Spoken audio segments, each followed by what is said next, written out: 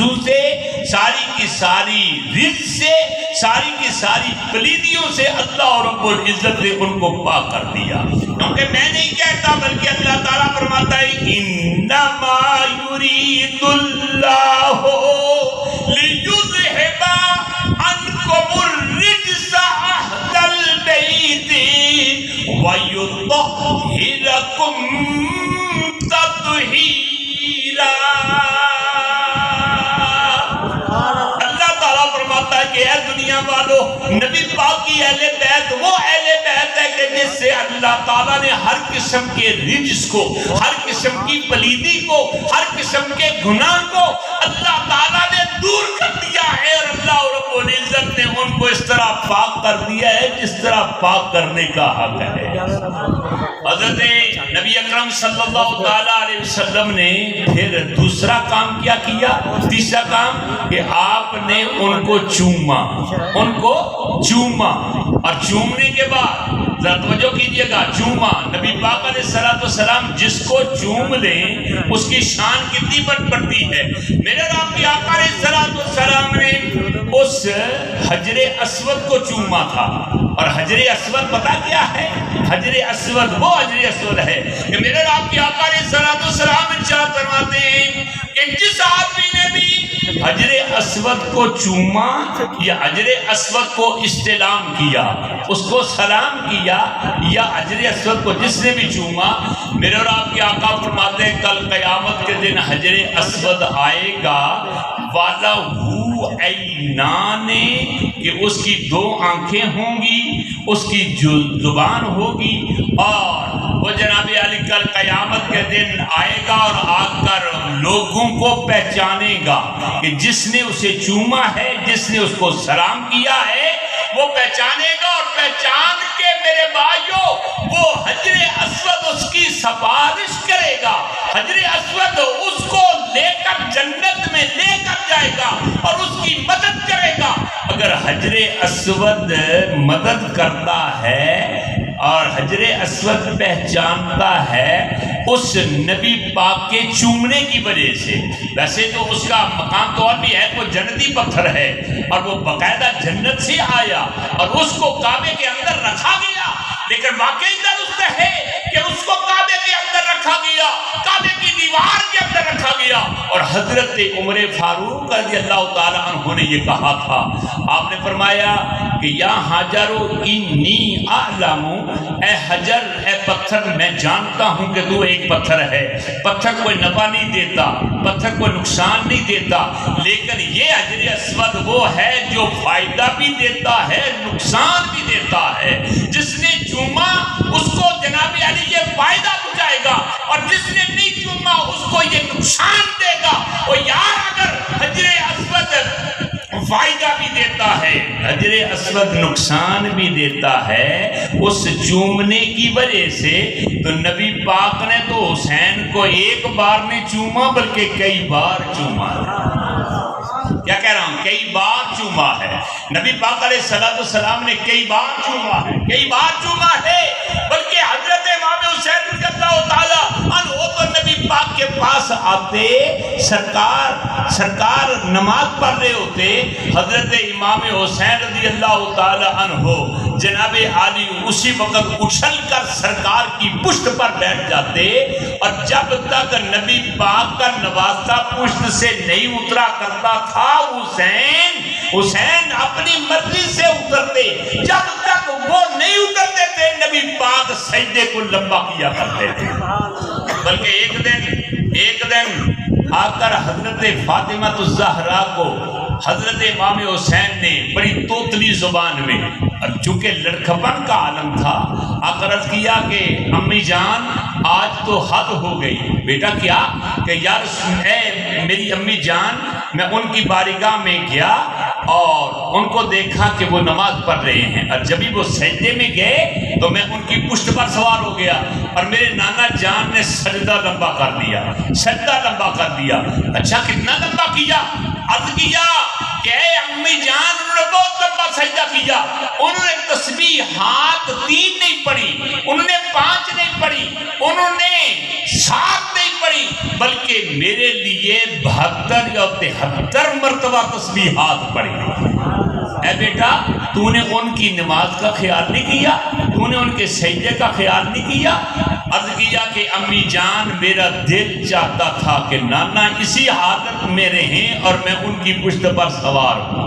میرے رب کے آقا علیہ السلام کی بارگاہ میں اور حضرت فاطمہ الزہرا کی بارگاہ میں حضرت امام حسین نے اس وقت کہا کہ آج اگر نانا جان نے میرے لیے 72 یا 73 مرتبہ تسبیح پڑھی ہے تو ایک وقت آئے گا میں میدان کرب و بلا کے اندر 72 اور 73 تک جو ہیں جدا کر دوں گا، اور ان پر اپنے بچے، بھانجے، بھتیجے اور رشتہ دار، اعزاء و قریبا دین کی خاطر میں قربان کر دوں گا۔ اگر انہوں نے میرے لیے اتنی قربانی دی ہے تو میں اتنی بڑی قربانی سے بھی دریغ نہیں کروں گا۔ اور پھر میرے رب کے آقا علیہ السلام نے آخری 5واں کام کیا کیا؟ آپ نے یہ دعا فرمائی۔ کون سی دعا؟ آپ نے یہ دعا کی، اللہم اعدل حسین صبرا و اجرا۔ اے اللہ، میرے بیٹے حسین کو صبر بھی عطا کرنا اور اجر بھی عطا فرمانا۔ اب میرے بھائیو ذرا توجہ کیجئے گا کہ سرکار نے ان کو گود میں لے کر یہ 5 کام کیے، اور 5واں کام کیا کہ آپ نے دعا بھی کی اور نام بھی حسین رکھا۔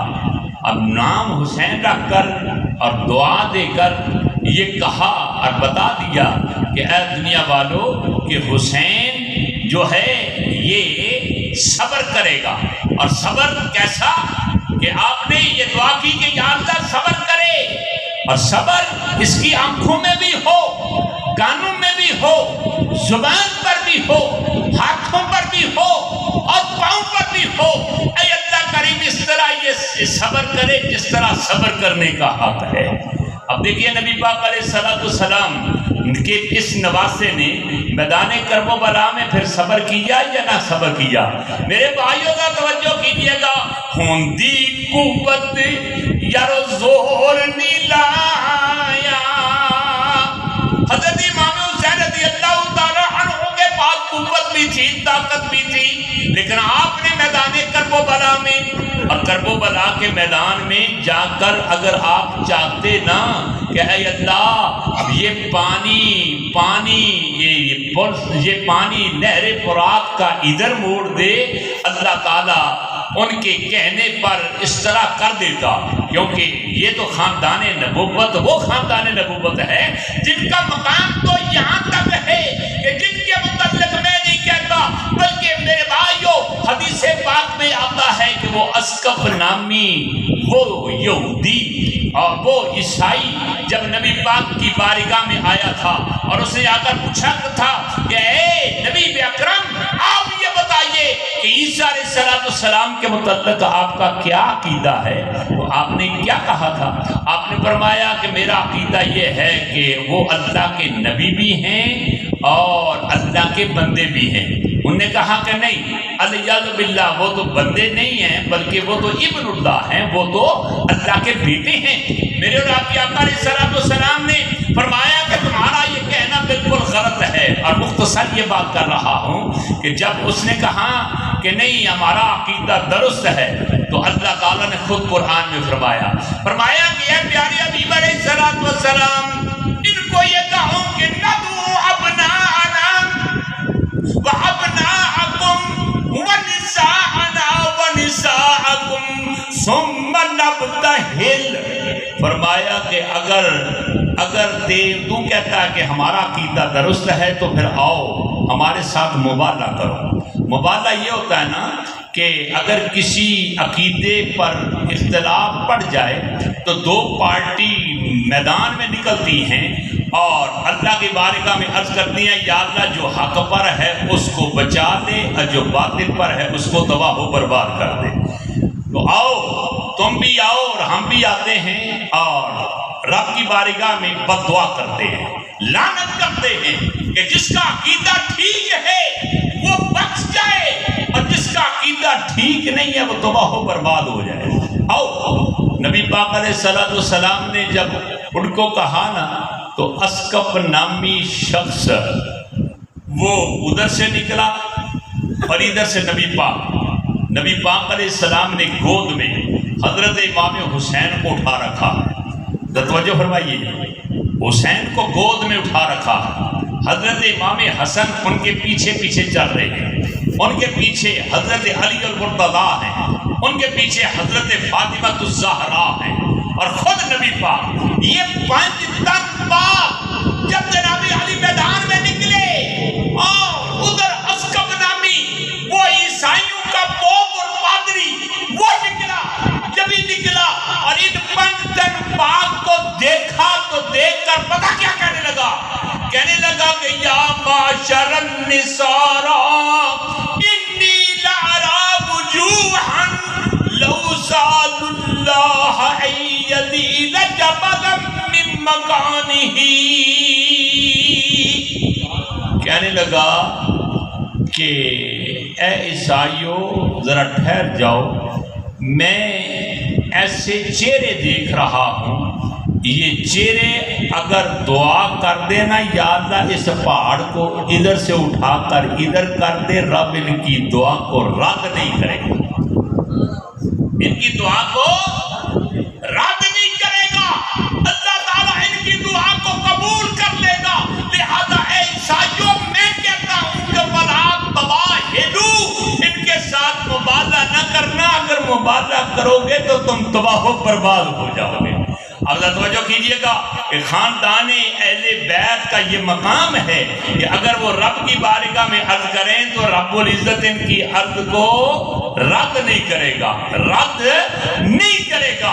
اس لیے تو حضرت شیخ رضی رحمۃ اللہ علیہ بارگاہ خدا بندی میں یہ عرض کیا کرتے تھے، یاد کرتے تھے، آئیے میرے ساتھ آپ بھی میں شامل ہو جائیں۔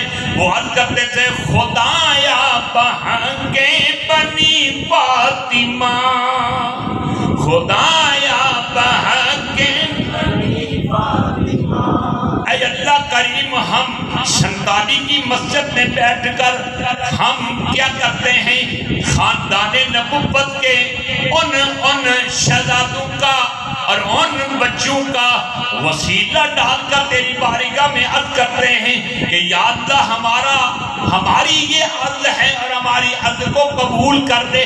اور وہ عرض کیا ہے، خدایا بہنگے بنی فاطمہ، خدایا بہنگے بنی فاطمہ، کہ بر قول ایمان کنی خاتمہ۔ اے اللہ کریم تیری بارگاہ میں عرض کرتے ہیں کہ خاندان نبوت کا صدقہ اے اللہ ہمارا خاتمہ ایمان پر کرنا، خاتمہ ایمان پر کرنا۔ اب میرے بھائیو ادھر دیکھیے کہ اسقف نامی یہ شخص کہہ رہا ہے کہ خاندان نبوت ایسے ہیں کہ ان کی دعا بد دعا کو رب قبول کرے گا، رد نہیں کرے گا۔ اب میں فل سٹاپ لگاتے ہوئے پھر یہ ایک اور بات کر رہا ہوں کہ دیکھیے کہ ایک عیسائی، ایک پوپ اور پادری یہ مانتا ہے خاندان اہل بیت کے مقام کو اور ان کی شان کو، اور ایک کلمہ پڑھ کر اور اپنے آپ کو خطیب کہلا کر، اپنے آپ کو امام کہلا کر، اپنے آپ کو مدرس کہلا کر، اپنے آپ کو بہت بڑا علامہ کہہ کر پھر یہ کہتا ہے کہ نہیں اہل بیت کا کوئی مقام نہیں، اہل بیت کچھ نہیں کر سکتے، نبی کچھ نہیں کر سکتے، رسول کچھ نہیں کر سکتے، حسین کچھ نہیں کر سکتے، حسن کچھ نہیں کر سکتے۔ اور یار ایک پوپ اور پادری ان کے مقام کا معترف ہے تو تم کلمہ پڑھ کر معترف کیوں نہیں؟ اگر تم معترف نہیں ہے تو پھر تیرا مقام اس سے بھی کیا گزرا ہے۔ اگر وہ ہے کہ جو جناب علی میں نہیں مانتا لیکن نہیں کلمہ پڑھتا لیکن عقیدہ قلب رکھتا ہے، لیکن کہتا ہے کہ خاندان نبوت کا مقام بہت بلند و بالا۔ میرے بھائیو حضرت امام حسین رضی اللہ تعالی عنہ کو ذرا توجہ کیجئے گا کہ وہ یزید جب تخت خلافت پر بیٹھا تھا اس نے تو یہی کہا تھا نا کہ آپ میری بیعت کر لیں، آپ مجھے امام مان لیں، آپ مجھے مقتدا مان لیں، آپ مجھے اپنا امیر مان لیں۔ تو حضرت امام حسین رضی اللہ تعالیٰ عنہ نے کیا کہا تھا؟ میرے بھائیو، یزید جب تخت خلافت پر بیٹھا تو اس کو پتا تھا کہ اگر کوئی میری مخالفت کرے گا تو وہ عبداللہ بن زبیر ہے، میری مخالفت کرے گا تو وہ کون؟ حسین ابن علی ہے، میری مخالفت کرے گا تو کون؟ اور بھی اس نے چند ایک لوگوں کے نام لیے، لیکن سب سے زیادہ اس نے یہ کہا کہ میری اگر مخالفت کرے گا تو حسین کرے گا۔ چنانچہ اس نے سب سے پہلے یہ خط لکھا تھا گورنر مدینہ کو، اور گورنر مدینہ اس وقت ولید بن عتبہ تھا۔ ولید کے پاس جب اس کا خط گیا اور اس نے کہا کہ حسین کو بلاؤ، اور بلا کر کیا کہو؟ یہی کہو کہ میں تخت خلافت پر بیٹھ چکا ہوں، لہذا مجھے اپنا امیر اور اپنا مقتدا اور اپنا رہنما مان لو۔ حضرت امام حسین رضی اللہ تعالیٰ عنہ کو مدینے کے گورنر ہاؤس میں بلایا گیا۔ میرے بھائیوں نے توجہ فرمائیے، بلایا گیا، اور ولید نے یہ خط آپ کی بارگاہ میں رکھا اور کہا کہ وہ جناب علی تخت خلافت پر بیٹھا ہے اور آپ سے مطالبہ کر رہا ہے کہ آپ اس کی بیعت کریں۔ تو حضرت امام حسین رضی اللہ تعالیٰ عنہ نے اس وقت کیا کہا؟ میرے بھائیو، ہماری کتابیں نہیں بلکہ دوسرے حضرات کی کتابوں کو اٹھا کر دیکھیے، نواسخ التواریخ اٹھا کر دیکھیے، اخبار ماتم اٹھا کر دیکھیے۔ آؤ میرے بھائیو، ہماری کتابیں نہیں بلکہ ان کی کتابوں کو اٹھائیے، اور زوائد کے مورخہ کے اندر بھی یہ بات لکھی ہوئی ہے کہ آقا حسین نے اس وقت جب گورنر ہاؤس میں بلایا گیا تو آپ نے یہ کہا، کیا کہا؟ آپ نے یہ کیا فرمایا؟ یا امیر، کہ اے امیر مدینہ میری بات سن۔ کیا سن؟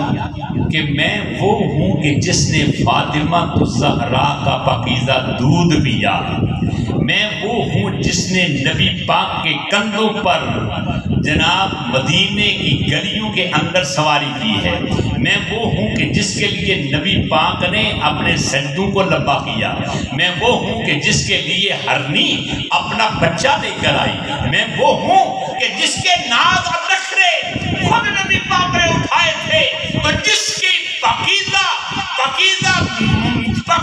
جسم کے اندر پاکیزہ وہ دودھ ہو، وہ کبھی بھی ایک فاسق اور فاجر آدمی کو اپنا امام تسلیم نہیں کر سکتا۔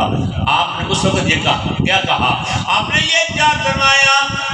اے امیر سن لیں کہ یزید بن معاویہ هو رجل شارب الخمر وتارک الصلاۃ وفاسق وفاجر۔ آپ نے فرمایا کہ یزید وہ فاسق بھی ہے، فاجر بھی ہے، شرابی بھی ہے، اور نمازوں کو ترک کرنے والا، بندروں کے ساتھ کھیلنے والا، عیاشی فحاشی اور یانی کو فروغ دینے والا۔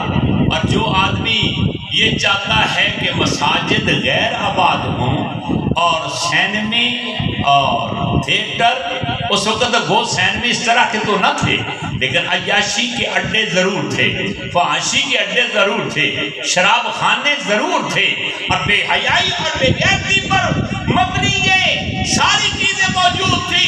آقا حسین نے اس وقت یہ کہا کہ کیا یہ کہا کہ قرآن کی توہین کو شبیر نہ مانے، قرآن کی توہین کو شبیر نہ مانے، اور آپ قرآن کی توہین کو شبیر نہ مانے، اور شیطان کے آئین کو شبیر نہ مانے۔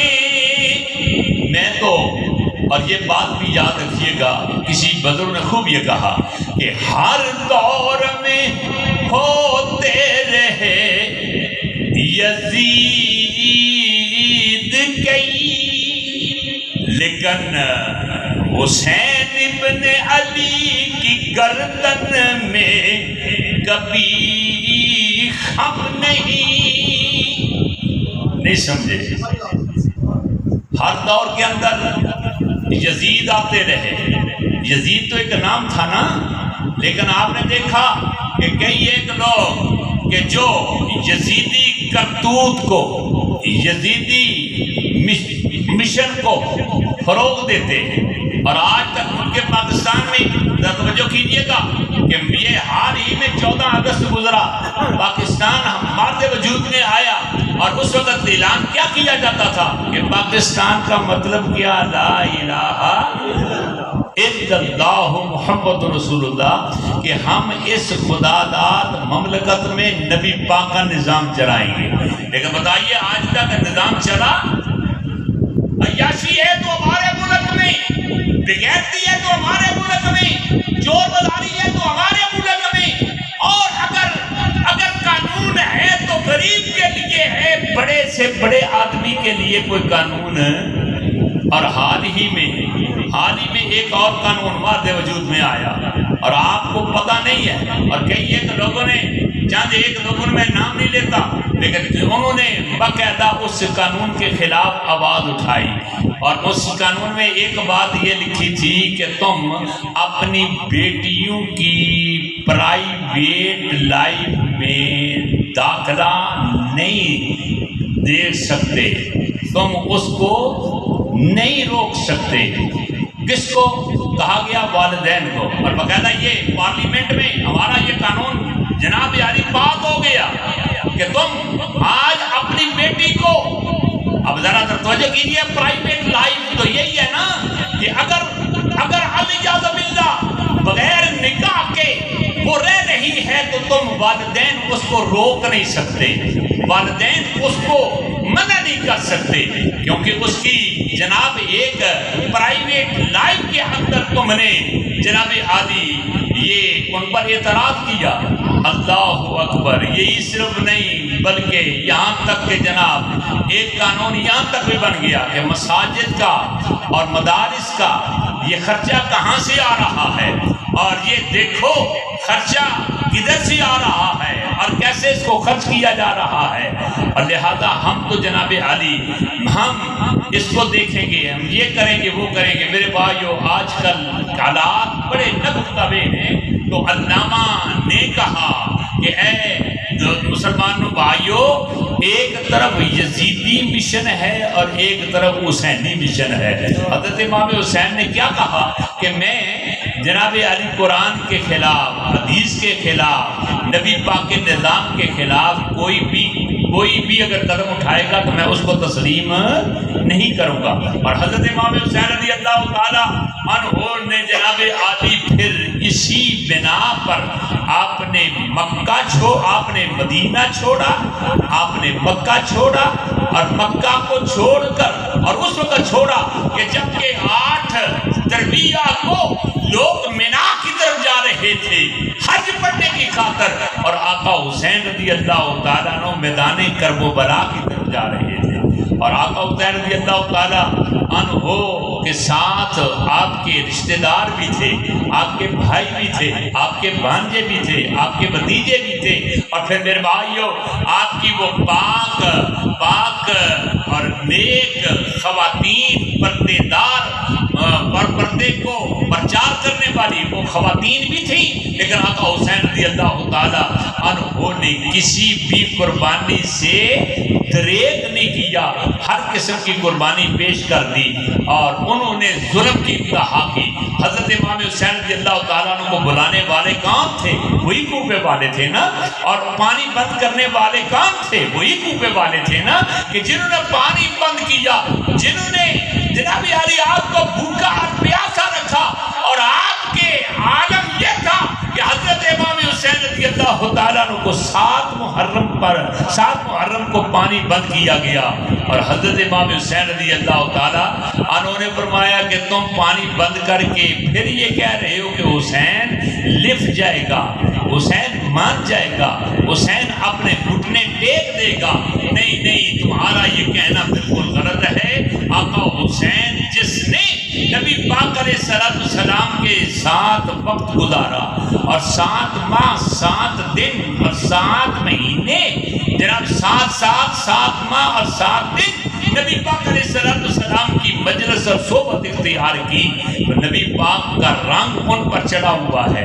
صدیق اکبر کے خطبوں کو سنا، عمر فاروق کے خطبوں کو سنا، عثمان غنی کے خطبوں کو سنا، مولا کائنات حضرت علی شیر خدا رضی اللہ تعالی عنہ کے خطبوں کو انہوں نے سنا، تو ایسا بندہ کہ جنہوں نے ان کے ساتھ تربیت حاصل کی ہو، وہ کبھی بھی باطل کو اپنا رہنما نہیں تسلیم کر سکتا۔ وہ جناب علی حضرت آقا حسین رضی اللہ تعالی عنہ نے، آپ نے اس کے خلاف میرے بھائیو آپ نے آواز بلند کی، اور انہوں نے ظلم کی انتہا کی، ظلم کی انتہا کی، اور حضرت امام حسین رضی اللہ تعالی عنہ نے جناب علی صبر کی انتہا کی۔ بلکہ وہ مجھے واقعہ یاد آ رہا ہے کہ حضرت امام حسین رضی اللہ تعالی عنہ کی پیاری ہمشیرہ حضرت زینب رضی اللہ تعالی عنہا نے یہ عرض کیا کہ اے بھائی جان، انہوں نے پانی بند کیا تو مجھ پر پانی بند کیا، آپ پر بند کیا، ظلم کیا تو مجھ پر کیا، آپ پر کیا، میرا یہ پیارا یہ بھتیجا جس کی عمر 6 ماہ کے قریب ہے، علی اصغر، اس کی پیاس کو نہیں دیکھا جا رہا، اے بھائی جان مہربانی فرمائیے اس بیٹے کو اٹھا کر ان کے ظالموں کے سامنے لے جائیے اور جا کر پانی تو مانگیے۔ آپ نے کہا اے ہمشیرہ، مجھے امید ہے کہ انہوں نے پانی تو نہیں دینا، لیکن میں تیرے کہنے پر میں چلا جاتا ہوں۔ اس تمام حجت کی خاطر آقا حسین رضی اللہ تعالی عنہ ان ظالموں کے سامنے، کوفے والوں کے سامنے، یزیدیوں کے سامنے گئے اور جا کر یہ کہا کہ اے یزیدیوں، اے بلانے والوں، میرا یہ 6 ماہ کا بچہ ہے اور اس کی زبان پیاس کی وجہ سے باہر آ گئی ہے، میں وعدہ کرتا ہوں اگر کوئی آدمی اس کو 1 گھونٹ پانی کا دے گا، میں کل قیامت کے دن آب کوثر کے ساتھ اس کو سیراب کروں گا۔ حضرت امام حسین رضی اللہ تعالی عنہ نے جب یہ بات کہی، حرملہ نامی ایک شخص نے نشانہ باندھ کر ایک تیر چلایا، وہ تیر حضرت علی اصغر رضی اللہ تعالی عنہ